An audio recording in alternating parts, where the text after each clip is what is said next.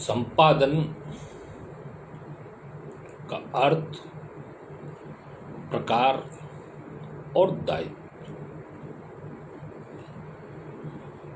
संपादन का अर्थ सामान्यतः किसी भी कार्य को पूरा करना, ठीक प्रकार से पूरा करना, अच्छी तरह से पूरा करना, सुचारू रूप से प्रस्तुत करना आदि। किसी पुस्तक के संदर्भ का अर्थ इस पुस्तक को मुद्रणीय, प्रकाशनीय बनाना होता है। संचार माध्यमों के संदर्भ में जब हम संपादन की चर्चा करते हैं तो उनका संचार माध्यम के अनुरूप अर्थ बदल जाता है। इन माध्यमों के संदर्भ में इसका सामान्य अर्थ है संवाददाताओं व लेखकों से प्राप्त सामग्री को प्रकाशन अथवा प्रसारण योग्य बनाना। प्रत्येक भाषा के अनुरूप इस प्रक्रिया के अंतर्गत समाहित कुछ कार्य बदल जाते हैं और कुछ कार्य समान रहते हैं। पत्रकारिता संदर्भ कोश के अनुसार इस प्रक्रिया में अभिष्ट मुद्रणीय सामग्री का चयन, क्रम निर्धारण, मुद्रणालय संशोधन, परिमार्जन, साज सज्जा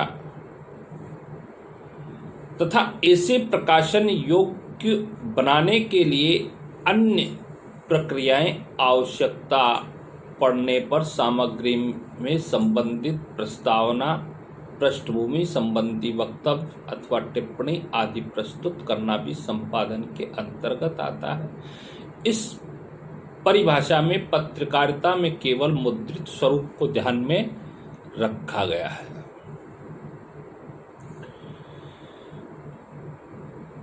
यदि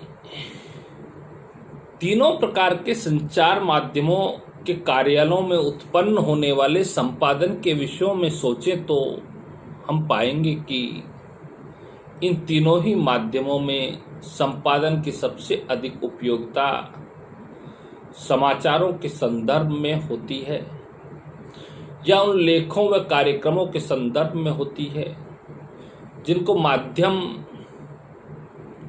के तंत्र से जुड़े लोग स्पष्ट करते हैं। रेडियो व दूरदर्शन के लिए जो विज्ञापन या कार्यक्रम बाहर के निर्माताओं द्वारा बनाकर दिए जाते हैं उनका रेडियो या दूरदर्शन से प्रसारण मात्र किया जाता है। इनके संपादन संबंधी सभी कार्यों को पहले ही निर्माण संबंधी कार्य करने वाली टीम के सदस्य अपने स्तर पर संपन्न करके दूरदर्शन या आकाशवाणी को देते हैं, परंतु दूरदर्शन से प्रसारित होने वाले समाचारों या दूरदर्शन द्वारा निर्मित कार्यक्रमों के संपादन का कार्य विभागीय स्तर पर किया जाता है। यह उल्लेखनीय है कि संपादन का कार्य उन कार्यक्रमों के लिए नहीं किया जाता जिनका सीधा प्रसारण किया जाता है। सीधे प्रसारित होने वाले कार्यक्रमों की वार्ताओं, साक्षात्कार अथवा आंखों देखा हाल आदि स्क्रिप्ट प्राय पहले से तैयार नहीं होती। अतः ऐसे कार्यक्रमों के लिए संपादन की प्रक्रिया बिल्कुल भी उपयोगी नहीं होती। प्रथम प्रकार के अर्थात निर्मित रूप से प्राप्त कार्यक्रमों के अंतर्गत संपादन प्रक्रिया की भूमिका उनके चयन के बाद प्रसारण के समय निर्धारित करने मात्र से होती है। इसी प्रकार मुद्रित माध्यमों में जो भी आमंत्रित लेखों के स्तंभकारों द्वारा लिखित स्तंभों आदि के संदर्भ में संपादन की प्रक्रिया का महत्व केवल इस बात से होता है कि उसमें किस दिन किस स्थान प्रकाशित किया जाए। इसी प्रकार उनके शीर्षकों को कितने कालमों में किस टाइप में प्रकाशित किया जाए आदि। अब तो आपको समझ आ गया। जैसे केंद्र बिंदु समाचार ही क्यों होते हैं, वैसे यदि आप दूरदर्शन पर समाचार देखते हैं तो आप जानते होंगे कि 15-20 मिनट के समाचारों में प्राय सभी प्रक्रियाएं समाहित हो जाती हैं। समाचार संपादन का उद्देश्य क्या है? प्रश्न को छोटा सा उत्तर खोजा जाए तो यह है कि समाचारों को पाठक, दर्शक, श्रोता के लिए उपयोगी बनाना। देखने में तो ये बहुत छोटा लगता है, पर इस छोटे से उद्देश्य को पूरा करने के लिए समाचार पत्र अथवा आकाशवाणी अथवा दूरदर्शन के समाचार विभागों में कार्य करने वाले कर्मचारियों को एड़ी से चोटी तक का जोर लगाना पड़ता है। समाचार में टक्कर लेनी पड़ती है और दूरी को बांधना पड़ता है। समाचार के शीर्षक को लेकर, समाचार को पुनः लिखने को लेकर पहुंचने तक जितने भी कार्य होते हैं समाचार के विवरण को छोड़ करके, उनमें संपादन किसी न किसी तरह उपयोगी होता है। संपादन के प्रकार होते 2 प्रकार के, वैसे तो कई प्रकार से वर्गीकृत किया जाता है। माध्यम आधारित संपादन दृश्य माध्यम के लिए या श्रव्य माध्यम के लिए। दूसरा, एक ही माध्यम के विभिन्न उपादानों यथा मुद्रित माध्यम के संदर्भ में समाचार पत्र संपादन या पत्रिका संपादन आदि, तथा दृश्य श्रव्य माध्यम के समाचार पत्र संपादन या सीरियल या दूरदर्शन नाटक संपादन आदि। ये तो आप जानते ही हैं कि संपादन की प्रक्रिया तीनों माध्यमों के लिए एक सीमा तक ही समान हो सकती है, फिर उसमें माध्यम के अनुरूप परिवर्तन हो जाते हैं, कुछ नई प्रक्रियाएं जुड़ जाती है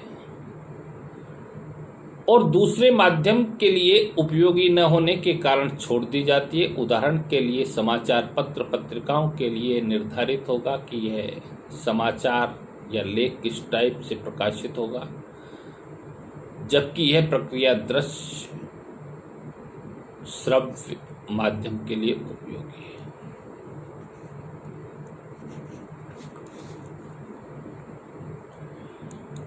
समाचार संपादन को व्यापक धरातल पर देखें तो अनेक प्रकार का संपादन निहित होता है।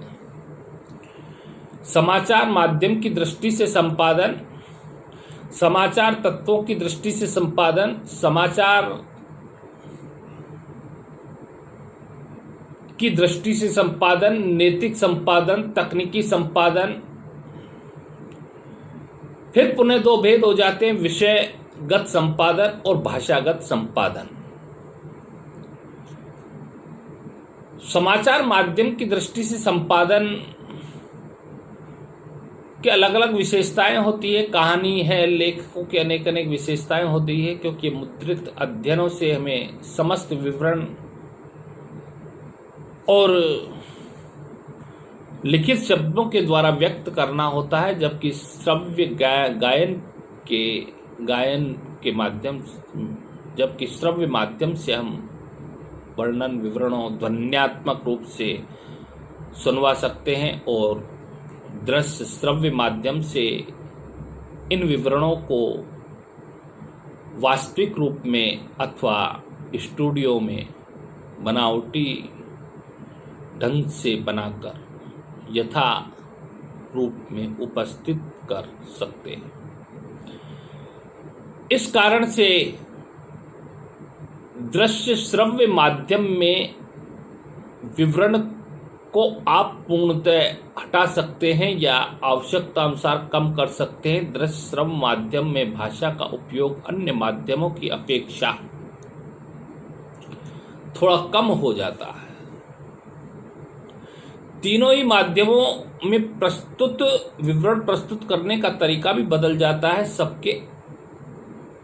इस सबके अलावा प्रत्येक माध्यम की अपनी सीमाएं, संभावनाएं, विशिष्टताएं होती है, जिनके अनुरूप संपादन का कार्य करना पड़ता है। इन सभी कार्यों को हम समाचार माध्यम की दृष्टि से संपादन के अंतर्गत समाहित कर सकते हैं। समाचार चयन, समाचार क्रम, स्थान निर्धारण, समाचार पत्र का समय, आकार, समाचार की शैली, दृश्यात्मकता, चित्र सामग्री, समाचार का प्रस्तुतिकरण, पृष्ठ की सज्जा इत्यादि।